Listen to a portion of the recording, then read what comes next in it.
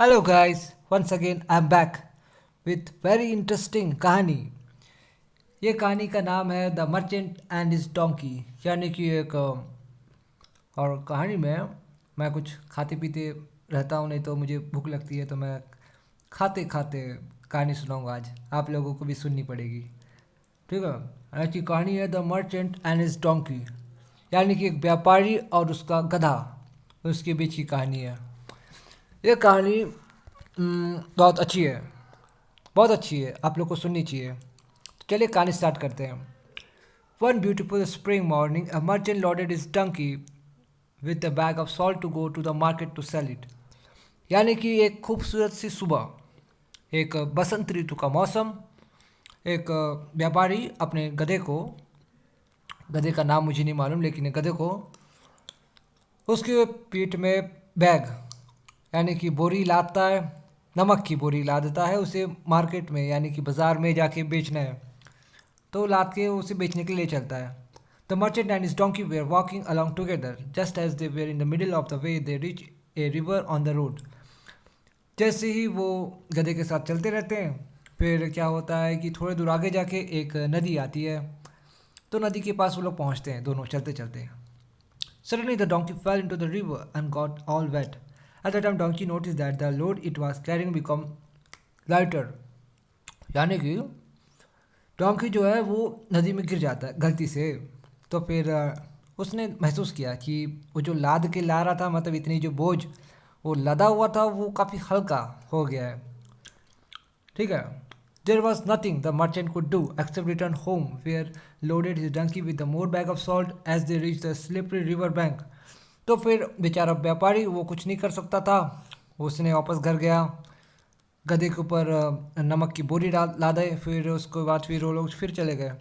जैसे ही नदी के किनारे पहुंचे, now deliberately the donkey fell into the river and wasted all the bag of salt on his back again.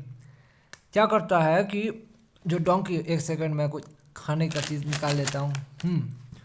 जो गधा है वो जानबूझ के नदी में गिर जाता है। तो फिर वो जो बैग है, बोरी जो है नमक का, वो फिर से गिर जाता है पानी में। The quickly the merchant notice the discover the donkey trick. He then return home again but reloaded his donkey with a bag of sponges. तो फिर अगली बार क्या करता है, हमारा जो व्यापारी है वो जाता है घर, अपने गधे को लेता है, गधे के ऊपर लाद देता है, लेकिन इस बार चालाकी से नमक की जगह उसने स्पंज लाद के ले गया, ठीक है। As they reach the river tricky donkey again fell into the river but this time instead of becoming lighter the load become heavier.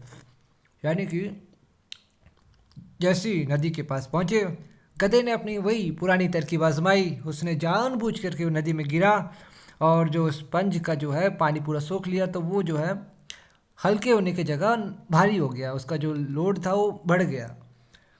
Merchant laughed at the donkey and said, "You foolish donkey, you trick has been discovered."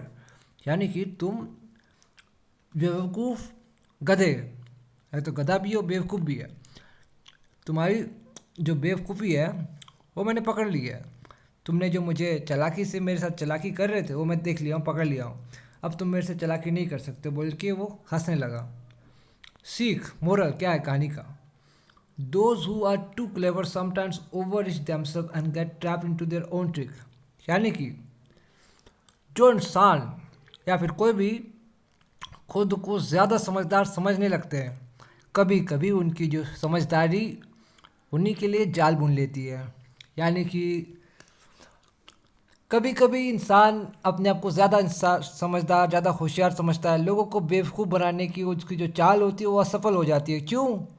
क्योंकि सामने वाले को पता चल जाता है कि ये जो है ये उसका चालाकी कर रहे हैं, उसका फ़ायदा उठा रहा है, उसकी भोलापन, उसका नेकी, ये सारी चीज़ का उस मिस यूज़ कर रहा है, तो फिर वो फिर उसके साजिश में बार बार नहीं गिरता है। इसलिए हमेशा अपनी ज़िंदगी में समझदार रहना चाहिए। लोग आपको बेवकूफ़ बनाए, आपको उल्लू बनाए, ऐसा ऐसा उनको मौका नहीं देना चाहिए।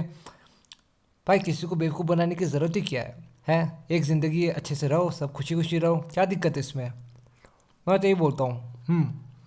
जिसको जिसको मेरी आज की कहानी अच्छी लगी लाइक कर दियो, और फिर मन करे सब्सक्राइब कर देना, और बुरी लगे तो ज़रूर कमेंट करना है नीचे। ठीक है, कमेंट करना मत भूलना, जिसको जिसको कमेंट करनी है कमेंट करो, सारे कमेंट मैं पढ़ूंगा, और अगले जो वीडियो आएंगे उनमें मैं उस कमेंट का अच्छे से व्याख्यान करूंगा। ठीक है, okay, bye bye, good night, take care.